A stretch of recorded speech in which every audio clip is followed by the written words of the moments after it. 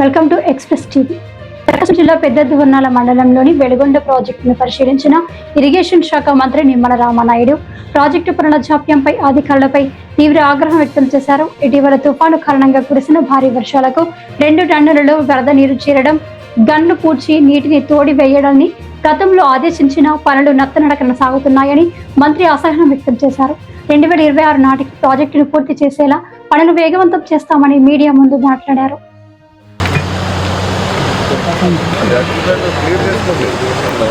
రోజుకి ఎన్ని మీటర్లు చేయాలి మన అక్టోబర్ నెల ఎన్ని మీటర్లు చేశారు ఈ లైనింగ్ పెర్ మంత్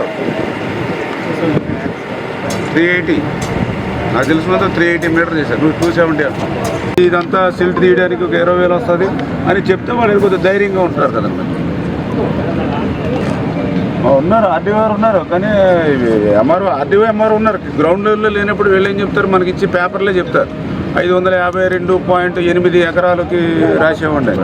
552.8 ఎకరాలు ఎక్కడ ఉందనేది వాళ్ళకి తెలియదు కదా. వీఆర్ఓ చెప్పాలి ఈ పొలం ఉందా లేదా, నేను నుంచున్న పొలం రాశారా లేదా, ఎన్ని ఎకరాలు రాశారంటే వీఆర్ఓ ఉండాలి కదా ఫీల్డ్లో.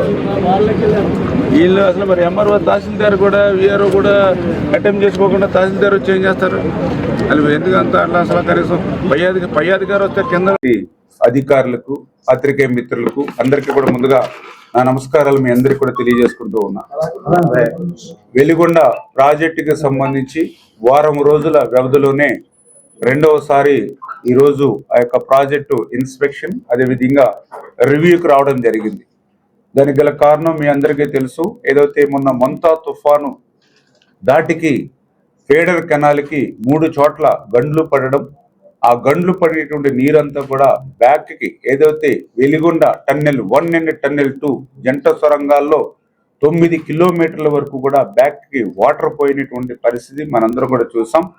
అటువంటి స్థితిలో మొన్న 7వ తేదీన ఇన్స్పెక్షన్కి వచ్చినప్పుడు ఆ రోజు క్లియర్గా ఇన్స్ట్రక్షన్స్ ఇవ్వడం జరిగింది. ఏదైతే ఆ గండ్లుని అదేవిధంగా ఆ జంట సొరంగాల్లోకి పోయినటువంటి ఆ యొక్క నీటిని అంతటినీ కూడా డీవాటరింగ్ చేయమని స్పష్టంగా ఆదేశాలు ఇచ్చాం. యుద్ధ ప్రాతిపదికన పూర్తి చేయమని చెప్పేసి కూడా ఆ రోజు మనం ఆదేశాలు ఇచ్చాం. అయితే మరి రోజులు అవుతూ ఉన్నాయి, కానీ ఏదైతే ఆ డీవాటరింగ్ పనులు కానీ ఆ ఫేడర్ కెనాల్ సంబంధించి గండ్లు పూడ్చడంలో ఇంకా నాంచివేత ధోరణి ఏదైతే ఉందో, కొంతమేర నిర్లక్ష్యం ఏదైతే ఉందో దాన్ని కూడా ఈరోజు మేమందరం కూడా ఇన్స్పెక్షన్ ద్వారా సంబంధిత అధికారులకు సంబంధిత ఏజెన్సీలకు కూడా తీవ్రంగా కూడా హెచ్చరికలు కూడా చేయడం జరిగింది.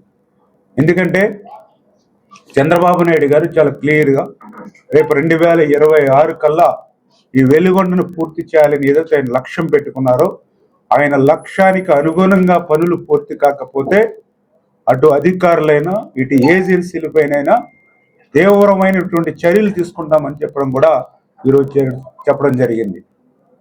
ఎందుకంటే ప్రకాశం అత్యంత వెనకబడినటువంటి జిల్లా, ఫ్లోరైడ్ బాధితుల జిల్లా. ఈ వెలిగొండ ఆ రోజు 1996లో చంద్రబాబు నాయుడు గారు పుట్టినరోజున భూమి పూజ చేసి ప్రారంభించినటువంటి ప్రాజెక్టు దగ్గర 30 సంవత్సరాలు దాటుతున్నా ముందుకెళ్ళలేదనేటువంటి ఆవేదన ఈరోజు చంద్రబాబు నాయుడు గారిలో కూడా ఉంది. ఏదైతే గత పాలనలో 3-4 తేదీలు చెప్పారు, ఏ తేదీని పూర్తి కాలేదు సరికదా. ఈ పూర్తి కానిటువంటి వెలిగొండను పూర్తి చేసినట్లుగా ఆ రోజు జాతికి అంకితం చేసి ప్రకాశం జిల్లా రైతుల్ని ప్రజల్ని మోసం దగా గత ప్రభుత్వం ఏదైతే చేసిందో అటువంటి వాటికి అవకాశం ఇవ్వకుండా ఆ పనులన్నింటినీ కూడా పూర్తి చేయాలనే ఆలోచన ఈరోజు ఈ ప్రభుత్వాన్ని. ఎందుకు ఈ మాట చెప్తున్నామనంటే, ఇప్పుడు రివ్యూలో మీరే చూశారు, ఏదైతే ఆ టన్నెల్ 2కి సంబంధించి 19 కిలోమీటర్ల లైనింగ్ ఉంటే అందులో మేము మొన్న 2024లో కూటమి ప్రభుత్వం వచ్చే సమయానికి 12 కిలోమీటర్లు పూర్తయ్యాయి. 2009లో ప్రారంభమవుతే 2024 అంటే దగ్గర 16 సంవత్సరాలకి 12 కిలోమీటర్లు పూర్తయ్యాయి. ఇంకా 7 కిలోమీటర్లు ఉంది. అంటే అదే టైప్లో పనులు చేస్తే దీనికి 10 సంవత్సరాలు పడుతుంది.